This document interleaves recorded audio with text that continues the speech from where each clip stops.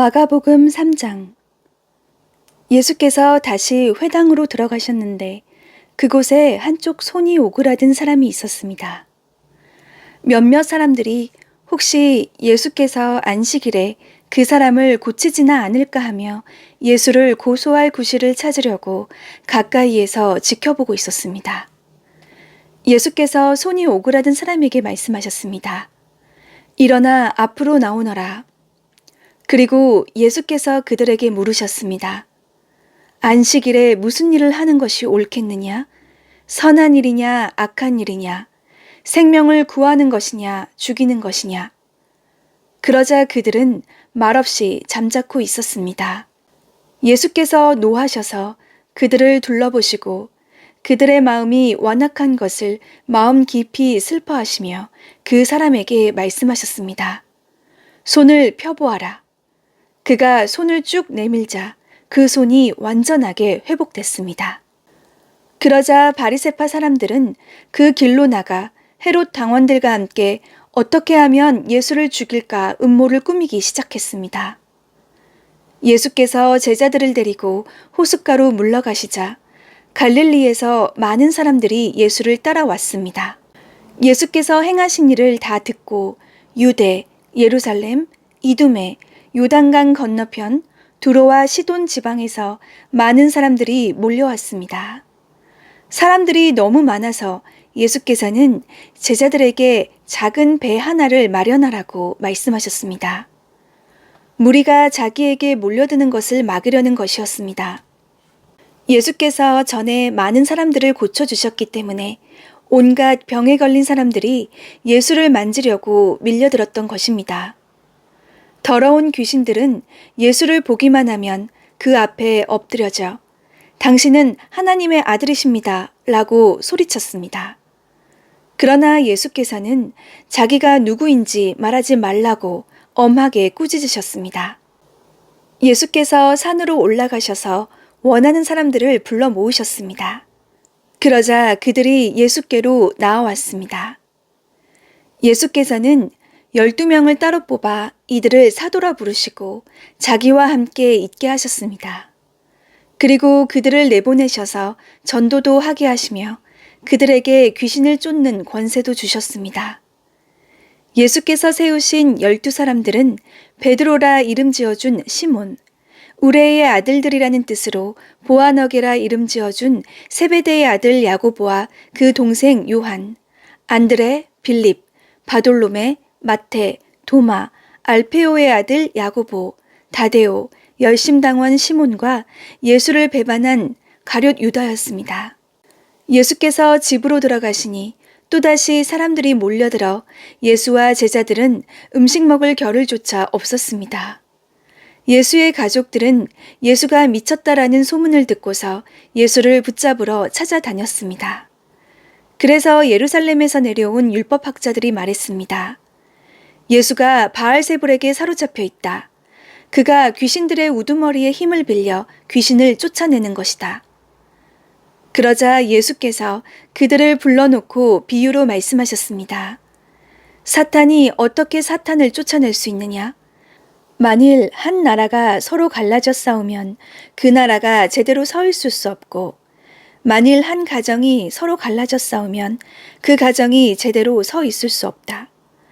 만일 사탄이 스스로 반란을 일으켜 갈라진다면 제대로 서지 못하고 스스로 망할 것이다. 먼저 힘센 사람을 묶어놓지 않고 그 집에 들어가 물건을 훔치는 사람은 아무도 없다. 묶고 나서야 그 집을 털 수 있는 것이다. 내가 너희에게 진실로 말한다. 사람이 어떤 죄를 짓든지 어떤 비방의 말을 하든지 그것은 모두 용서받을 수 있다.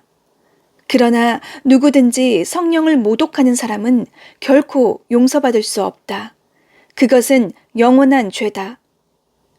예수께서 이 말씀을 하신 것은 사람들이 그가 악한 귀신이 들렸다라고 말했기 때문입니다.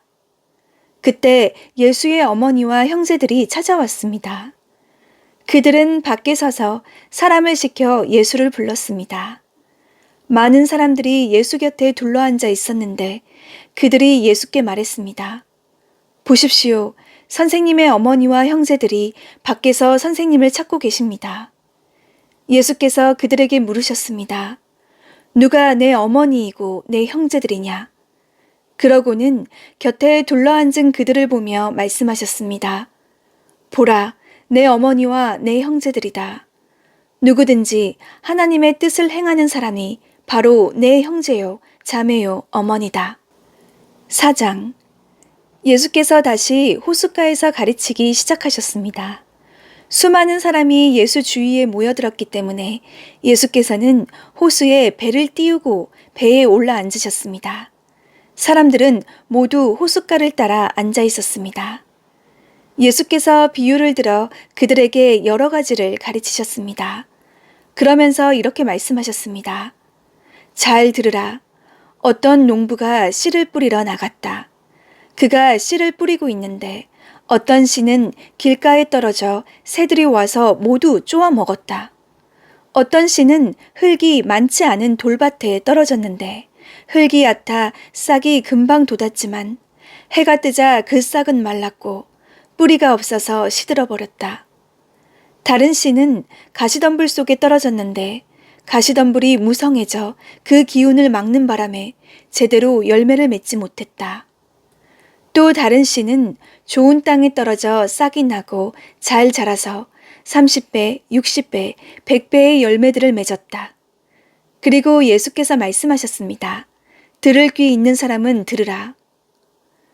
예수께서 혼자 계실 때 12 제자들과 그 곁에 있던 사람들이 그 비유가 무슨 뜻인지 물었습니다. 예수께서 대답하셨습니다. 너희에게는 하나님 나라의 비밀을 아는 것이 허락됐으나 다른 사람들에게는 모든 것을 비유로 말한다.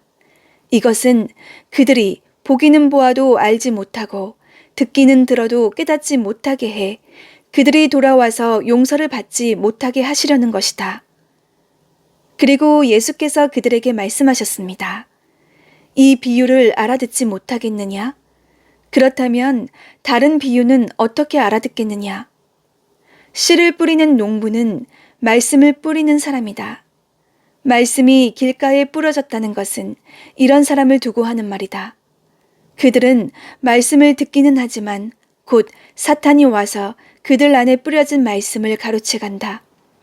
이와 마찬가지로 말씀이 돌밭에 떨어졌다는 것은 이런 사람을 두고 하는 말이다.